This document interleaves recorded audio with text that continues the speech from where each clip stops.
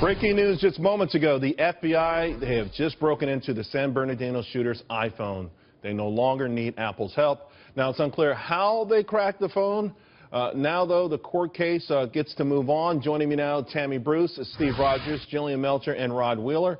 Rod, from a law enforcement perspective, detectives investigating this, I'm sure everyone's cheering. However, law enforcement still has a serious bone to pick with Apple with respect to all of these phones, either used by criminals or terrorists.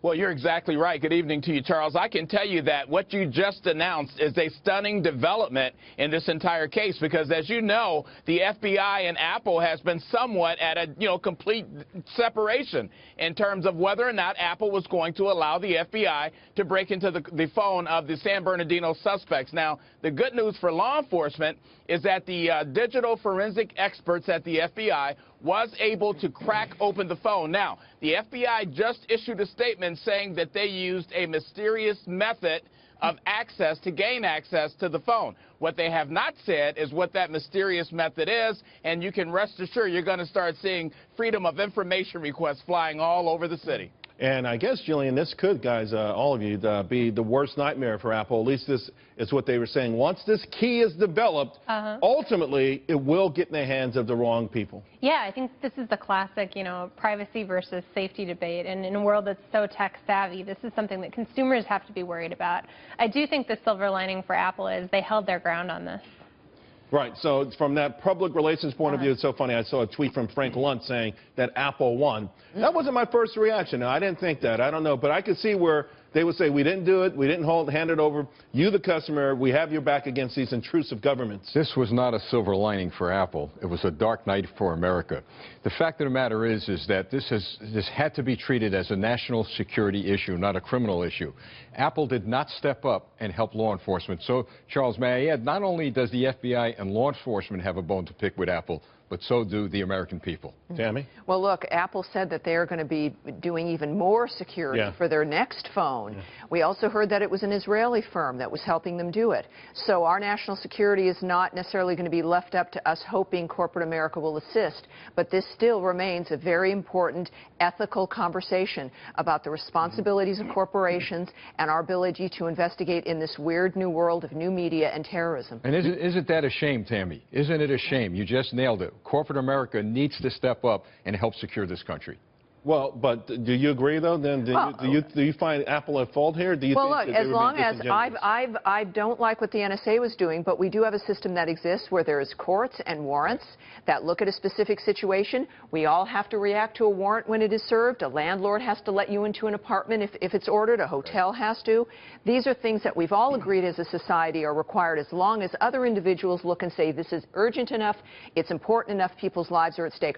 Why we would suddenly ignore those rules because it's Apple or electronics is beyond me, because those same rules apply to the new world as well. Rod, the Apple argument, of course, is that as they would unlock one person's phone, millions of other phones would become vulnerable to the same sort of intrusions, so that they were trying to paint themselves as some sort of superhero, company here. By protecting the public. Yeah, where do you fall on this? Yeah, not at all. I think this is a great day for law enforcement. I'm glad that the FBI was able to crack open that particular cell phone. Let me tell you, here's the bottom line here. This is a matter of national security.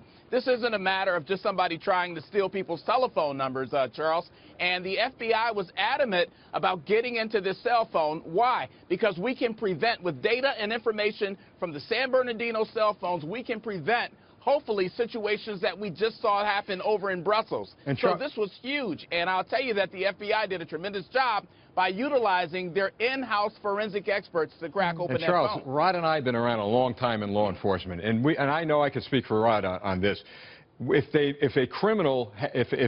law enforcement has built a lock, there's going to be a criminal in due time to break it. Right, Rod? They're going to break it. That's right. Well, Jillian, that's another thing. Apple's saying, well, this was an impossible project. Obviously, it wasn't impossible. To that degree, they certainly have egg on their face. They seem disingenuous now that this has actually been broken. Yeah, I mean, that may be the way that this is interpreted. I think where the story is going, though, is what's on the phone. And that's going to be a really important development in coming days. I mean, it's hard to speculate what might be on it, but it's important for future of national security. That's going to reinforce either Apple's argument or the federal government's. If there is a whole host of names of people here or even, God forbid, in Europe prior to the Brussels attack, who knows what this linkage is, and we're going to find out. Well, speaking of Brussels, in one of the homes where the chemicals are stored, there was a broken iPad, and now, there's speculation that it was left there deliberately to throw the law enforcement off the trail. But certainly, in this age of technology, there's a certain kind of responsibility that technology companies, they may not want to accept, but I think they're going to have to. Twitter took down a bunch of accounts after the fact. And maybe it's a fine line to find where that area is. Well, Jillian brought up a very good point, and Jillian, you're right. What's on the phone? Yeah. And if we find, as Tammy says, that there are additional suspects and plans of attacks, that's going to change the entire ballgame. And look, just because you're opening one phone, any more than if you break into or use a locksmith to get into one apartment, it doesn't mean that then law enforcement, while they could, I suppose, go into every apartment, they're held down from being able to do so.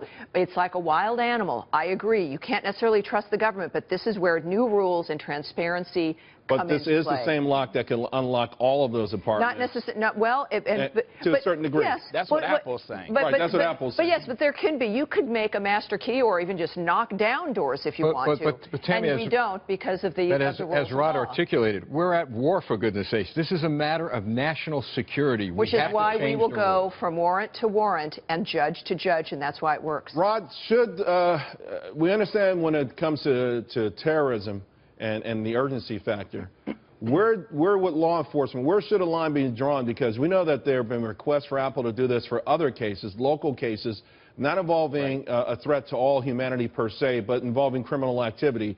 Is there some line that Apple can say, okay, this is too much, you're asking too much of us?